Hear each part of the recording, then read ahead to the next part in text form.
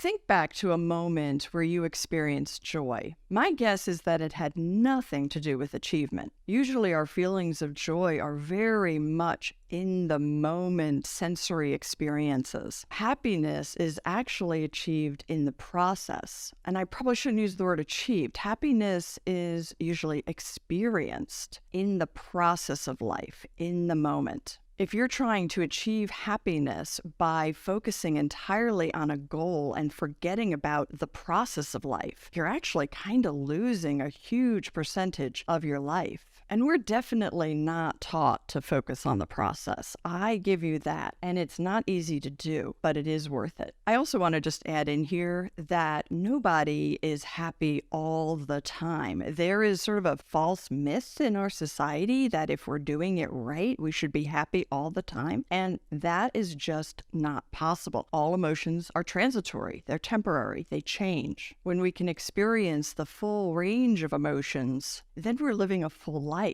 But it is nice to shift the amount of time that we feel happiness instead of those other emotions like stress and anger and fear and frustration. So let's talk about this. Hi, I'm Barbara. My first career was actually on Wall Street, and I was quite successful, but I was really unhappy. And I did end up quitting that career after 16 years and becoming a psychotherapist, which I did for 20 years. And then I started a YouTube channel and online coaching programs. So I've been through this journey, and I've worked with many people who have gone through this journey of moving more towards happiness than that external, societally dictated success. So how do you do this? How do you move towards more happiness? My number one suggestion is to start in small ways, is to really begin to think about the process of your life.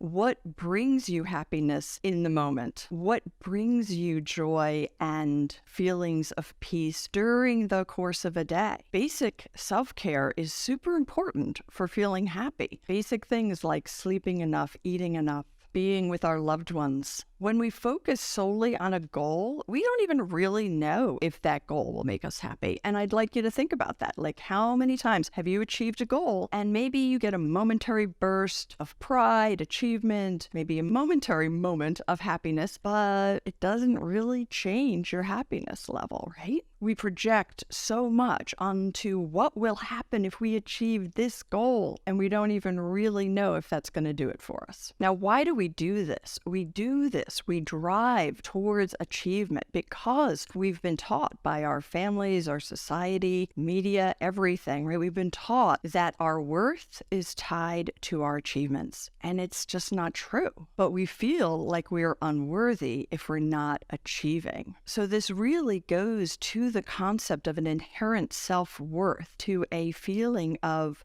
I'm okay as I am. And this feeling of self-worth is a really like an empowered feeling. And honestly, this correlates with our boundaries. Like when we have healthy boundaries, we know who we are, we know what we value, we know what we desire. Like healthy boundaries are really about understanding yourself and knowing you have self-worth no matter what. And this comes into play a lot. I will work with a lot of people who work for corporations and they feel like the corporation has all the power. They feel like they can't start setting limits on how much they work or their hours or taking real vacations. They feel like they can't do that because they feel like they have no power. Their boss and the corporation are in control. And yet, I also work with a number of small business owners who are totally dependent on their employees. And as a business owner, then feeling like all the power is in the hands of their employees because having a good employee, particularly in today's environment where unemployment is so low in the US, but having a really good employee that you can rely on, employers will do a lot to keep them. So if you're in the situation of being an employee and you say, you know what? I've got self-worth. I'm adaptable. I have great skills. And it's not all about the specific achievements of my life. It's just who I am. Then you'll be more empowered to set boundaries around your work and your life and be able to bring in more of those processes that bring in happiness. And pretty much this goes no matter who you are. If you are that boss, right, you have leverage with your clients. They need you, right? So your self-worth is not dependent on a particular job, a particular degree from a school, a particular grade on an exam. So being aware of this, being aware of your own value separate from achievement, very, very important. And really the main thing to do here is to begin to shift your focus to the now. And then also to put a little question mark next to these goals that you have maybe had your whole life. So I mentioned that my first career was in finance on Wall Street, and I had a number in my head. And I had this number that I was like, when I have that much money in the bank, I'll feel secure. I'll feel like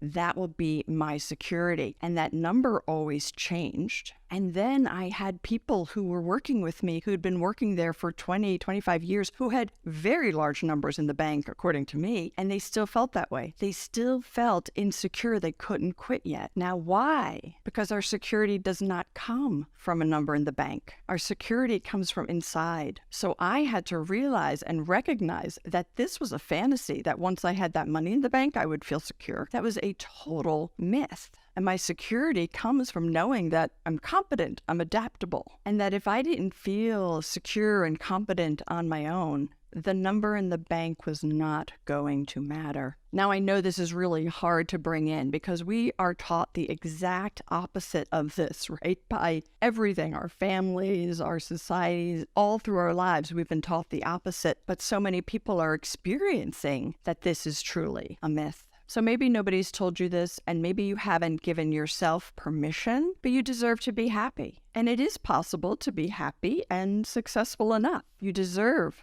to be happy. You deserve to live your life in line with balance and harmony and your values. So your next step here, understand your life has value just because of you. It really does. And to begin to put boundaries in place for yourself that help you enjoy the process a bit more. Now, I do have a boundary quiz. It's free. I'll put the link in the description to this video. And this boundary quiz really reveals the negative core belief that people have that keep them stuck and keep them thinking, whether it's I'm not worthy or I'm not good enough, whatever that negative belief is that keeps you in these situations where you're not really embodying healthy boundaries. So take the quiz. I think you'll find it super interesting. Hope to see you there, and I'll see you next time.